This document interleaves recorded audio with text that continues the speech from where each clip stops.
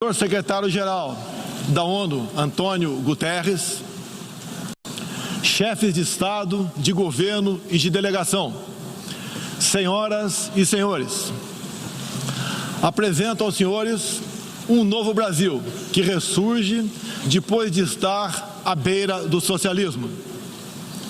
Um Brasil que está sendo reconstruído a partir dos anseios e dos ideais de seu povo. No meu governo, o Brasil vem trabalhando para reconquistar a confiança do mundo, diminuindo o desemprego, a violência e o risco para os negócios, por meio da desburocratização, da desregulamentação e, em especial, pelo exemplo.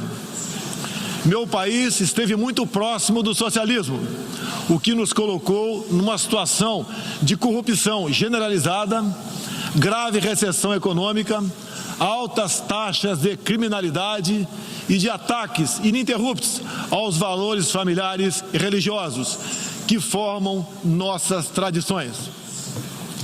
Em 2013, um acordo entre o governo petista e a ditadura cubana trouxe ao Brasil 10 mil médicos sem nenhuma comprovação profissional. Foram impedidos de trazer cônjuges e filhos. Tiveram 75% de seus salários confiscados pelo regime e foram impedidos de usufruir de direitos fundamentais como de ir e vir. Um verdadeiro trabalho escravo, acreditem. Respaldado por entidades de direitos humanos do Brasil e da ONU. Antes mesmo de eu assumir o governo, quase 90% deles deixaram o Brasil, por ação unilateral do regime cubano. Os que decidiram ficar se submeterão à qualificação médica para exercer sua profissão. Deste modo, nosso país deixou de contribuir com a ditadura cubana, não mais enviando para Havana 300 milhões de dólares todos os anos. A história nos mostra que já nos anos 60, agentes cubanos foram enviados a diversos países para colaborar com a implementação de ditaduras. Há poucas décadas, tentaram mudar o regime brasileiro e de outros países da América Latina. Foram derrotados. Civis e militares brasileiros foram mortos e outros tantos tiveram suas reputações destruídas, mas vencemos aquela guerra e resguardamos nossa liberdade. Na Venezuela, esses agentes do regime cubano, levados por Hugo Chávez, também chegaram e hoje são aproximadamente 60 mil que controlam e interferem em todas as áreas da sociedade local, principalmente na inteligência e na defesa. A Venezuela, outrora um país pujante e democrático, hoje experimenta a crueldade do socialismo. O socialismo está dando certo na Venezuela. Todos estão pobres e sem liberdade. O Brasil também sente os impactos da ditadura venezuelana. Dos mais de 4 milhões que fugiram do país, uma parte migrou para o Brasil, fugindo da fome e da violência. Temos feito a nossa parte para ajudá-los, através da Operação Acolhida, realizada pelo Exército Brasileiro e elogiada mundialmente. Trabalhamos com outros países, entre eles os Estados Unidos, para que a democracia seja restabelecida na Venezuela, mas também nos empenhamos duramente para que outros países da América do Sul não experimentem esse nefasto regime. O Foro de São Paulo, organização criminosa, criada em 90 por Fidel Castro, Lula e Chávez, para difundir e implementar o socialismo na América Latina, ainda continua vivo e tem que ser combatido. Senhoras e senhores, em busca de prosperidade, estamos adotando políticas que nos aproximem de países outros que se desenvolveram e consolidaram suas democracias. Não pode haver liberdade política sem que haja também liberdade econômica. E vice-versa. O livre mercado, as concessões e as privatizações já se fazem presentes hoje no Brasil. A economia está reagindo ao romper vícios e amarras de quase 2 décadas de irresponsabilidade fiscal, aparelhamento do Estado e corrupção generalizada. A abertura, a gestão competente e os ganhos de produtividade são objetivos imediatos do nosso governo. Estamos abrindo a economia e nos integrando às cadeias globais de valor. Em apenas 8 meses, concluímos os 2 maiores acordos comerciais da história do país, aqueles firmados entre o Mercosul e a União Europeia, e entre o Mercosul e a Área Europeia de Livre Comércio, o EFTA. Pretendemos seguir adiante com vários outros acordos nos próximos meses. Estamos prontos também para iniciar nosso processo de adesão à Organização para a Cooperação de Desenvolvimento Econômico, OCDE. Já estamos adiantados, adotando as práticas mundiais mais elevadas em todos os terrenos, desde a regulação financeira até a proteção ambiental. Senhorita Isani Calapalo, indígena aqui presente do Brasil, agora vamos falar de Amazônia.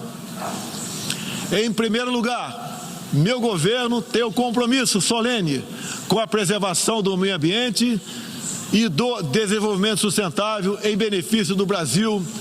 O Brasil é um dos países mais ricos em biodiversidade e riquezas minerais.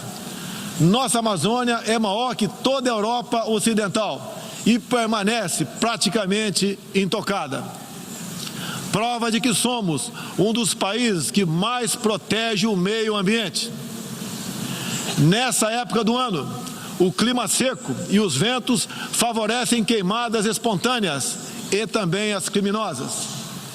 Vale ressaltar que existem queimadas praticadas por índios e populações locais, como parte de sua respectiva cultura e forma de sobrevivência.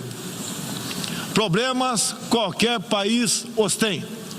Contudo, os ataques sensacionalistas que sofremos por grande parte da mídia internacional, devido aos focos de incêndio na Amazônia, despertaram nosso sentimento patriótico. É uma falácia dizer que a Amazônia é patrimônio da humanidade e um equívoco, como atestam os cientistas, afirmar que a Amazônia, a nossa floresta, é o pulmão do mundo. Valendo-se dessas falácias, um ou outro país, em vez de ajudar, embarcou nas mentiras da mídia e se portou de forma desrespeitosa com espírito colonialista. Questionaram aquilo que nos é mais sagrado, a nossa soberania. Um deles, por ocasião do encontro do G7, ousou sugerir aplicar sanções ao Brasil sem sequer nos ouvir. Agradeço àqueles que não aceitaram levar adiante essa absurda proposta. Em especial, o presidente Donald Trump, que bem sintetizou o espírito que deve reinar entre os países da ONU: respeito à liberdade e à soberania de cada um de nós. Hoje, 14% do território brasileiro está demarcado como terra indígena, mas é preciso entender que nossos nativos são seres humanos, exatamente como qualquer um de nós.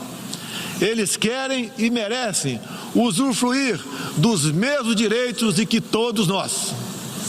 Quero deixar claro, o Brasil não vai aumentar para 20% sua área já demarcada como terra indígena, como alguns chefes de Estado gostariam que acontecesse. Existe no Brasil 225 povos indígenas, além de referências de 70 tribos vivendo em locais isolados. Cada povo ou tribo, com seu cacique, sua cultura, suas tradições, seus costumes e, principalmente, sua forma de ver o mundo. A visão de um líder indígena não representa a de todos os índios brasileiros. Muitas vezes, alguns desses líderes, como o cacique Raoni, são usados como peça de manobra por governos estrangeiros na sua guerra informacional para avançar seus interesses na Amazônia. Infelizmente, algumas pessoas de dentro e de fora do Brasil, apoiadas por ONGs, teimam em tratar e manter nossos índios como verdadeiros homens das cavernas. O Brasil agora tem um presidente que se preocupa com aqueles que lá estavam antes da chegada dos portugueses em 1500. O índio não quer ser latifundiário, pobre em cima de terra rica, especialmente das terras mais ricas do mundo. É o caso das reservas Yanomami e Raposa Serra do Sol. Nessas reservas existe grande abundância de ouro, diamante, urânio, nióbio e terras raras, entre outros. E esses territórios são enormes. A reserva Yanomami sozinha conta com aproximadamente 95 mil quilômetros quadrados, o equivalente ao tamanho de Portugal ou da Hungria, embora apenas 15 mil índios vivam nessa área. Isso demonstra que os que nos atacam não estão preocupados com o ser humano índio, mas sim com as riquezas minerais e a biodiversidade existentes nessas áreas. E para mostrar aos senhores que não existe uma autoridade única entre os índios, eu quero ler uma carta aqui de grande parte das comunidades indígenas endereçadas para os senhores. O grupo de agricultores indígenas do Brasil, formado por diversas etnias e com representantes por todas as unidades da federação, que habitam uma área de mais de 30 milhões de hectares no território brasileiro, vem respeitosamente perante a sociedade brasileira endossar apoio total e restrito à indígena Izani Calapalo, aqui presente, do Parque Indígena do Xingu, Mato Grosso, que a mesma possa, na Assembleia das Nações Unidas, em Nova York, Estados Unidos, externar toda a realidade vivida pelos povos indígenas do Brasil, bem como trazer à tona o atual quadro de mentiras propagado pela mídia nacional e internacional, que insistem em fazer dos povos indígenas do Brasil uma reserva de mercado sem fim, atendendo interesses estrangeiros de países que ainda enxergam no Brasil uma colônia, sem regras e sem soberania. O Brasil possui 14% do seu território nacional regularizado como terras indígenas e muitas comunidades estão sedentas para que o desenvolvimento dessa parte do Brasil finalmente ocorra sem amarras ideológicas ou burocráticas. Isso facilitará o alcance de uma maior qualidade de vida nas áreas do empreendedorismo, saúde e educação. Uma nova política indigenista no Brasil é necessária. O tempo urge. Medidas arrojadas podem e devem ser incentivadas na busca pela autonomia econômica dos indígenas. Certamente que, se um conjunto de decisões vier nesse sentido, poderemos vislumbrar um novo modelo para a questão indígena brasileira. Um novo tempo para as comunidades indígenas é fundamental. A situação de extrema pobreza em que se encontram, sobrevivendo tão somente do Bolsa Família e de cestas básicas, nunca representou dignidade e desenvolvimento. O ambientalismo radical e o indigenismo ultrapassado e fora de sintonia com o que querem os povos indígenas representam o atraso, a marginalização e a completa ausência de cidadania. A realidade ora posta impõe que o mundo, na arena da Assembleia das Nações Unidas, possa conhecer nossos desejos e aspirações na voz da indígena Izani Calapalo, que transmitirá o real quadro do meio ambiente e das comunidades indígenas brasileiras. Portanto, Izani Calapalo goza de confiança e do prestígio da liderança indígena interessada em desenvolvimento, empoderamento e protagonismo, estando apta para representar as etnias relacionadas anexas, que são 52. Acabou o monopólio do senhor Raoni. A Organização das Nações Unidas teve papel fundamental na superação do colonialismo e não pode aceitar que essa mentalidade regresse a essas salas e corredores sob qualquer pretexto. Não podemos esquecer que o mundo necessita ser alimentado. A França e a Alemanha, por exemplo, usam mais de 50% de seus territórios para a agricultura. Já o Brasil usa apenas 8% de terras para a produção de alimentos. 61% do nosso território é preservado. Nossa política é de tolerância zero para com a criminalidade, aí incluídos os crimes ambientais. Quero reafirmar minha posição de que qualquer iniciativa de ajuda ou apoio à preservação da floresta amazônica ou de outros biomas deve ser tratado em pleno respeito à soberania brasileira. Também rechaçamos as tentativas de instrumentalizar a questão ambiental ou a política indigenista em prol de interesses políticos e econômicos externos, em especial os disfarçados de boas intenções. Estamos prontos para, em parcerias e agregando valor, aproveitar de forma sustentável todo o nosso potencial.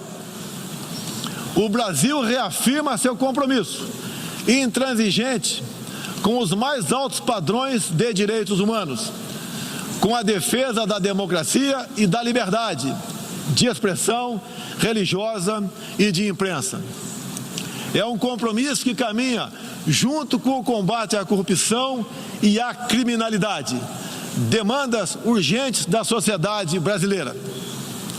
Seguiremos contribuindo, dentro e fora das Nações Unidas, para a construção de um mundo onde não haja impunidade, esconderijo ou abrigo para criminosos e corruptos. Em meu governo, o terrorista Cesare Battisti fugiu do Brasil, foi preso na Bolívia e extraditado para a Itália. Outros 3 terroristas paraguaios e um chileno que viviam no Brasil como refugiados políticos também foram devolvidos aos seus respectivos países. Terroristas, sob disfarce de perseguidos políticos, não mais encontrarão refúgio no Brasil. Há pouco, presidentes socialistas que me antecederam desviaram centenas de bilhões de dólares, comprando parte da mídia e parte do parlamento. Tudo por um projeto de poder absoluto. Foram julgados e punidos graças ao patriotismo, perseverança e coragem de um juiz que é símbolo no meu país, o doutor Sérgio Moro, nosso atual ministro da Justiça e Segurança Pública. Esses presidentes também transferiram boa parte desses recursos para outros países, com a finalidade de promover e implementar projetos semelhantes em toda a região. Essa fonte de recursos secou. Esses mesmos governantes vinham aqui todos os anos e faziam descompromissados discursos com temas que nunca atenderam aos reais interesses do Brasil, nem contribuíram para a estabilidade mundial. Mesmo assim, eram aplaudidos. Em meu país, tínhamos que fazer algo a respeito dos quase 70 mil homicídios e dos incontáveis crimes violentos que anualmente massacravam a população brasileira. A vida é o mais básico dos direitos humanos. Nossos policiais militares eram o alvo preferencial do crime. Só em 2017, cerca de 400 policiais militares foram cruelmente assassinados. Isso está mudando. Medidas foram tomadas e conseguimos reduzir em mais de 20% o número de homicídios nos 6 primeiros meses do meu governo. As apreensões de cocaína e outras drogas atingiram níveis recorde. Hoje o Brasil está mais seguro e ainda mais hospitaleiro. Acabamos de estender a isenção de vistos para países como Estados Unidos, Japão, Austrália e Canadá. E estamos estudando adotar medidas similares para a China e Índia, entre outros. Com mais segurança e com essas facilidades, queremos que todos possam conhecer o Brasil, em especial a nossa Amazônia, com toda a sua vastidão e beleza natural. Ela não está sendo devastada e nem consumida pelo fogo, como diz mentirosamente a mídia. Cada um de vocês pode comprovar o que estou falando agora. Não deixe de conhecer o Brasil. Ele é muito diferente daquele estampado em muitos jornais e televisões. A perseguição religiosa é um flagelo que devemos combater de forma incansável.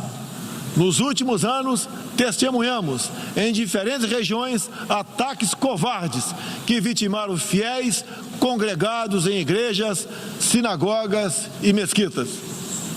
O Brasil condena energicamente todos esses atos e está pronto a colaborar com outros países para a proteção daqueles que se veem oprimidos por causa de sua fé. Preocupam o povo brasileiro, em particular, a crescente perseguição, a discriminação e a violência contra missionários e minorias religiosas em diferentes regiões do mundo. Por isso, apoiamos a criação do Dia Internacional em memória das vítimas de atos de violência baseados em religião ou crença. Nessa data, recordaremos anualmente aqueles que sofrem as consequências nefastas da perseguição religiosa. É inadmissível que, em pleno século XXI, com tantos instrumentos, tratados e organismos com a finalidade de resguardar direitos de todo tipo e de toda sorte, ainda haja milhões de cristãos e pessoas de outras religiões que perdem sua vida ou sua liberdade em razão de sua fé. A devoção do Brasil à causa da paz se comprova pelo sólido histórico de contribuições para as missões da ONU. Há 70 anos, o Brasil tem dado contribuição efetiva para as operações de manutenção da paz das Nações Unidas. Apoiamos todos os esforços para que essas missões se tornem mais efetivas e tragam benefícios reais e concretos para os países que as recebem. Nas circunstâncias mais variadas, no Haiti, no Líbano, na República Democrática do Congo, os contingentes brasileiros são reconhecidos pela qualidade de seu trabalho e pelo respeito à população, aos direitos humanos e aos princípios que norteiam as operações de manutenção de paz. Reafirmo nossa disposição de manter contribuição concreta às missões da ONU, inclusive no que diz respeito ao treinamento e à capacitação de tropas, área em que temos reconhecida experiência.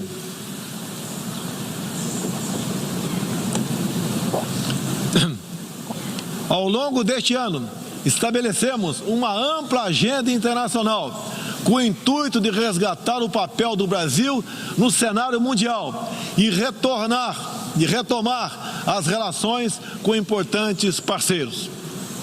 Em janeiro, estivemos em Davos, onde apresentamos nosso ambicioso programa de reformas para investidores de todo o mundo. Em março, visitamos Washington, onde lançamos uma parceria abrangente e ousada com o governo dos Estados Unidos em todas as áreas, com destaque para a coordenação política e para a cooperação econômica e militar. Ainda em março, estivemos no Chile, onde foi lançado o ProSul, importante iniciativa para garantir que a América do Sul se consolide como um espaço de democracia e de liberdade. Na sequência, visitamos Israel, onde identificamos inúmeras oportunidades de cooperação, em especial na área de tecnologia e segurança. Agradeço a Israel o apoio no combate aos recentes desastres ocorridos em meu país. Visitamos também um de nossos grandes parceiros no Cone Sul, a Argentina. Com o presidente Maurício Macri e nossos sócios do Uruguai e do Paraguai, afastamos do Mercosul a ideologia e conquistamos importantes vitórias comerciais, ao concluir negociações que já se arrastavam por décadas. Ainda este ano, visitaremos importantes parceiros asiáticos, tanto no Extremo Oriente quanto no Oriente Médio. Essas visitas reforçarão a amizade e o aprofundamento das relações com Japão, China, Arábia Saudita, Emirados Árabes e Catar. Pretendemos seguir o mesmo caminho com todo o mundo árabe e a Ásia. Também estamos ansiosos para visitar nossos parceiros e amigos na África, na Oceania e na Europa. Como os senhores podem ver, o Brasil é um país aberto ao mundo em busca de parcerias com todos os que tenham interesse de trabalhar pela prosperidade, pela paz e pela liberdade. Senhoras e senhores, o Brasil que represento é um país que está se reerguendo, revigorando parcerias e reconquistando sua confiança política e econômica. Estamos preparados para assumir as responsabilidades que nos cabem no sistema internacional. Durante as últimas décadas, nos deixamos seduzir, sem perceber, por sistemas ideológicos de pensamento que não buscavam a verdade, mas o poder absoluto. A ideologia se instalou no terreno da cultura, da educação e da mídia, dominando meios de comunicação, universidades e escolas. A ideologia invadiu nossos lares para investir contra a célula máter de qualquer sociedade saudável, a família. Tentam ainda destruir a inocência de nossas crianças, pervertendo até mesmo identidade mais básica e elementar, a biológica. O politicamente correto passou a dominar o debate público para expulsar a racionalidade e substituí-la pela manipulação, pela repetição de clichês e pelas palavras de ordem. A ideologia invadiu a própria alma humana, para dela expulsar Deus e a dignidade com que Ele nos revestiu. E, com esses métodos, essa ideologia sempre deixou um rastro de morte, ignorância e miséria por onde passou. Sou prova viva disso. Fui covardemente esfaqueado por um militante de esquerda e só sobrevivi por um milagre de Deus. Mais uma vez, agradeço a Deus pela minha vida. A ONU pode ajudar a derrotar o ambiente materialista e ideológico que compromete alguns princípios básicos da dignidade humana. Essa organização foi criada para promover a paz entre nações soberanas e o progresso social com liberdade, conforme o preâmbulo de sua carta. Nas questões do clima, da democracia, dos direitos humanos, da igualdade de direitos e deveres entre homens e mulheres, e em tantas outras, Tudo o que precisamos é isso: contemplar a verdade seguindo João 8,32. E conhecereis a verdade, e a verdade vos libertará. Todos os nossos instrumentos, nacionais e internacionais, devem estar direcionados, em última instância, para esse objetivo. Não estamos aqui para apagar nacionalidades e soberanias, em nome de um interesse global abstrato. Esta não é a organização do interesse global, é a Organização das Nações Unidas. Assim deve permanecer, com humildade e confiante no poder libertador da verdade. Estejam certos de que poderão contar com este novo Brasil que aqui apresento aos senhores e senhoras. Agradeço a todos pela graça e pela glória de Deus. Meu muito obrigado.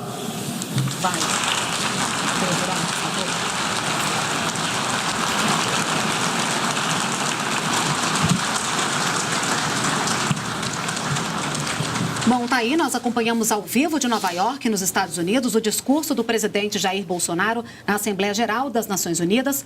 Como é tradição, desde a década de 1940, o Brasil é o primeiro país a se pronunciar nos debates gerais da Assembleia Geral da ONU. O evento reúne líderes de 193 países que fazem parte das Nações Unidas. Creomar de Souza, discurso dentro do esperado? Olha, o discurso pareceu abordar aquilo que se esperava, isso quer dizer, o discurso inicial